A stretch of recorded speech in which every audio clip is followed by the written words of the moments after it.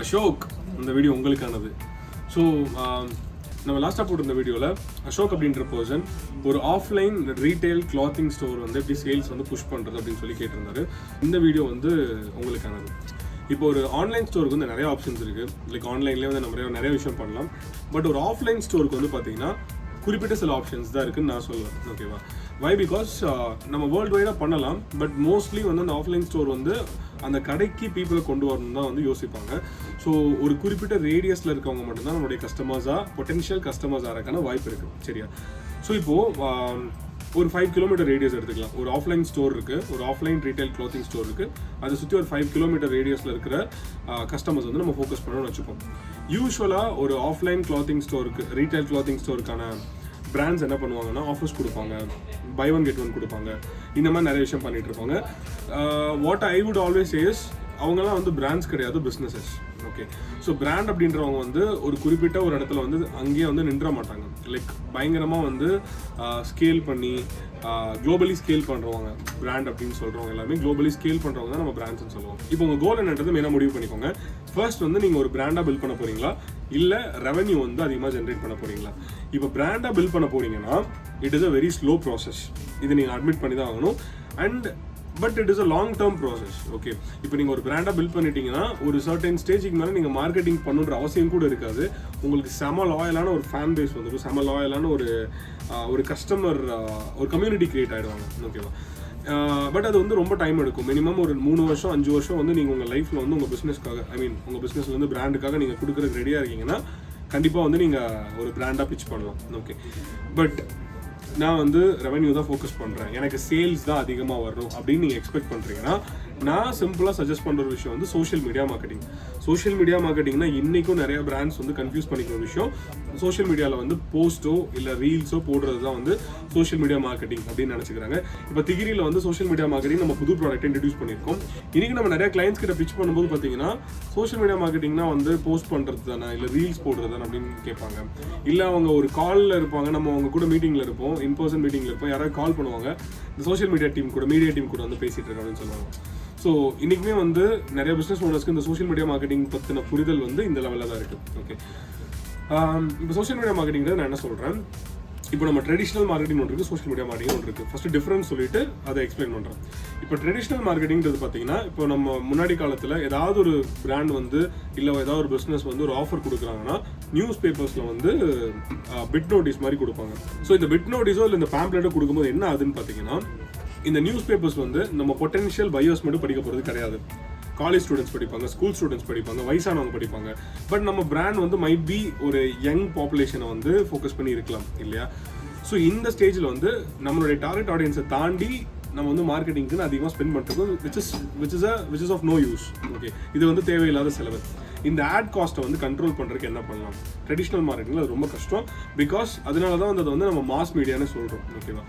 But when it comes to social media marketing, நம்மளால் ஒரு particular segment of ஆடியன்ஸை choose பண்ணி அவங்கள டார்கெட் பண்ணி அவங்களுக்கு மட்டும் அட்வர்டைஸ்மெண்ட்ஸ் ரன் பண்ண முடியும். சே ஃபார் எக்ஸாம்பிள், இப்போ உங்களுடைய ஷாப் வந்து இப்போ சென்னையில் வந்து கோயம்பேட்டில் இருக்குன்னு வச்சுக்கோங்க. இப்போது கோயம்பேடு சுற்றி இருக்கிற 5 கிலோமீட்டர் ரேடியஸ் இருக்கு இல்லையா? இந்த 5 கிலோமீட்டர் ரேடியஸில் இருக்கிற பீப்புள், உங்களுடைய ப்ராடக்ட் ஆர் சர்வீஸ் மேலே இன்ட்ரெஸ்டடாக இருக்கிற பீப்புள் இருப்பாங்கல்ல, அவங்களுக்கு மட்டும் நம்மளால் ஸ்பெசிஃபிக்காக ஆட் ரன் பண்ண முடியும். சே ஃபார் எக்ஸாம்பிள், நீங்கள் 18 to 24 இயர்ஸ்க்குள்ளே இருக்கிற ஆடியன்ஸ்க்காக தான் வந்து நீங்கள் கிளாத்ஸ் வந்து நீங்கள் செல் பண்ணுறீங்கன்னு வச்சுக்கோங்க. இந்த 18 to 24 இயர்ஸ்க்குள்ளே இருக்கிற பீப்புளுக்கு மட்டும் உங்களால் அட்வர்டைஸ்மெண்ட்ஸ் ரன் பண்ண முடியும். அவங்க சோஷியல் மீடியா பிஹேவியரை பேஸ் பண்ணி அட்வர்டைஸ்மெண்ட்ஸ் ரன் பண்ண முடியும். ஸோ தட் உங்களுடைய பர்டிகுலர் ப்ராடக்ட் அந்த பர்டிகுலர் ஆடியன்ஸ் கிட்ட போகும்போது அவங்க உங்கள் ப்ராடக்ட்டை வாங்குறதுக்கான சான்சஸ் வெரி ஹை. இந்த புரிதல் வந்து ஃபர்ஸ்ட் திங். இதுக்கு பேர் வந்து நம்ம கேம்பெயின்னு சொல்லுவோம். அதாவது ஒரு சிஸ்டம் பில்ட் பண்ணுறோம், அந்த சிஸ்டம்க்கு கீழே வந்து ஒருத்தவங்க வந்து வாங்குறாங்க. ஓகே, இது வந்து ஒரு கேம்பெயின். இந்த மாதிரி நம்மளால் நியூமரஸ் கேம்பெயின் ரன் பண்ண முடியும். அந்த ஒரு கேம்பெயினுக்கு ஒரு பேர் இருக்குது. Let's say for example awareness campaigns, sales campaign, conversion campaign, engagement campaign, இந்த மாதிரி நிறையா இருக்குது. ஓகே, இதில் உங்கள் கோல் செட் பண்ணணும். உங்கள் பிராண்ட் வெளியே தெரியணும், உங்கள் பிராண்டை பற்றி இன்னும் நிறைய பேர் தெரிஞ்சுக்கணும் அப்படின்னு நீங்கள் நினைக்கிறீங்கன்னா அவேர்னஸ் கேம்பெயின் வந்து ரொம்ப ஹெல்ப்ஃபுல்லாக இருக்கும். இல்லை என்னோட பிராண்ட் வந்து ஆல்ரெடி நிறைய பேருக்கு தெரியும், என்னோட ரீல்ஸ்க்கு வியூஸ் வேணும், ஆர் என்னோட போஸ்ட்டுக்கு லைக்ஸ் வேணும் அப்படின்னு நீங்கள் நினைக்கிறீங்கன்னா என்கேஜ்மெண்ட் கேம்பெயின் வந்து ரன் பண்ணலாம். இதெல்லாம் வேணாம், எனக்கு வந்து கன்வர்ஷன்ஸ் எடுக்கணும், சேல்ஸ் எடுக்கணும் அப்படின்னு நீங்கள் நினைக்கிறீங்கன்னா கன்வர்ஷன் கேம்பெயினோ இல்லை சேல்ஸ் கேம்பெயினோ லீட்ஸ் கேம்பெயினோ நீங்கள் ரன் பண்ணலாம். ஓகே, ஸோ நீங்கள் என்ன கோல் பேஸ் பண்ணி ரன் பண்ணுறீங்களோ அதுக்கேற்ற மாதிரி தான் உங்களுடைய கேம்பெயின் வந்து பிஹேவ் பண்ணும். பெரிய பெரிய பிராண்ட்ஸில் எப்படி கேம்பெயின்ஸ் பில்ட் பண்ணுவாங்கன்னு பார்த்தீங்கன்னா ஃபர்ஸ்ட் வந்து அவங்க ஃபனல் பில்ட் பண்ணுவாங்க.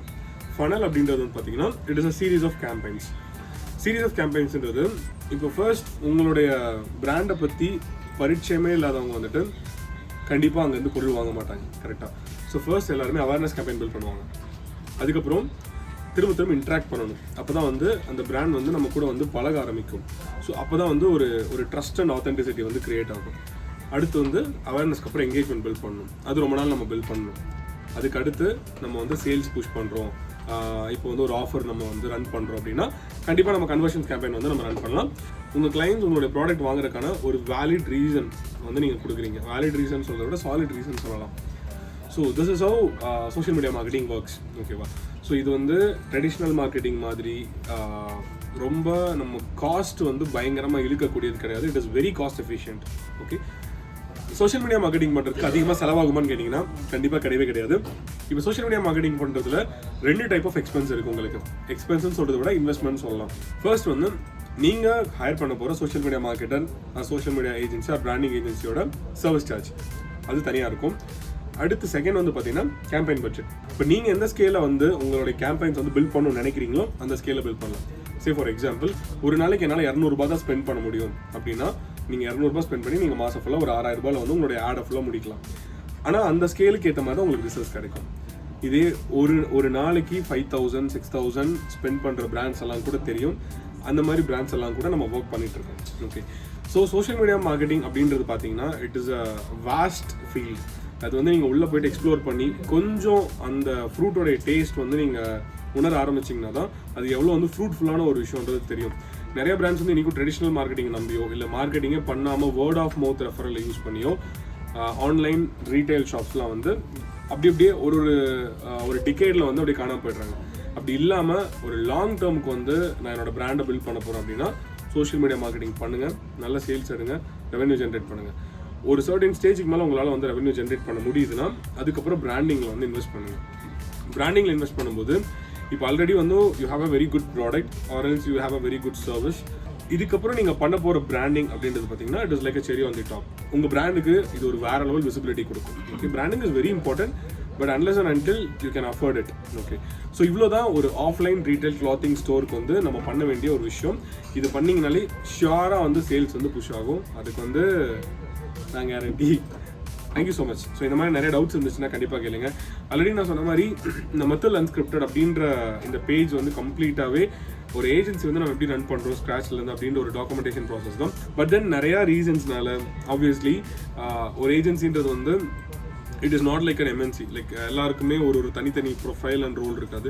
எல்லாமே நம்ம வேலையெல்லாம் இழுத்து போட்டு பண்ணுவோன்றனால ஸோ ஆப்வியஸ்லி நம்ம நிறைய இடத்துல வந்து நம்ம ஹெக்டிக் ஆகிடுறதுனால இந்த கன்சிஸ்டன்சி வந்து மெயின்டைன் பண்ணல சின்ன ஒரு அந்த ஃப்ரிக்ஷன் லாஸ் இருக்குது. ஸோ இதை வந்து ஐம் ஜஸ்ட் மேனேஜிங் இட். இப்போது இந்த கமெண்ட் வந்து it really means a lot. இந்த மாதிரி டவுட்ஸ் கேட்குறது வந்து நம்மளால் வந்து நிறைய விஷயம் நானும் எக்ஸ்ப்ளோர் பண்ண முடியும், உங்களுக்கும் சொல்ல முடியும். இந்த மாதிரி டவுட்ஸ் இருந்துச்சுன்னா தாராளமாக கேளுங்க. அதுக்கான ஆன்சர்ஸ் வந்து நம்ம அடுத்தடுத்த வீடியோவில் பார்க்கலாம். அப்படியே இல்லைனாலும் நிறைய வீடியோஸ் வந்து டாக்குமெண்டேஷன் ப்ராசஸ்லேருந்து நம்ம பண்ண போகிறோம். So stay tuned.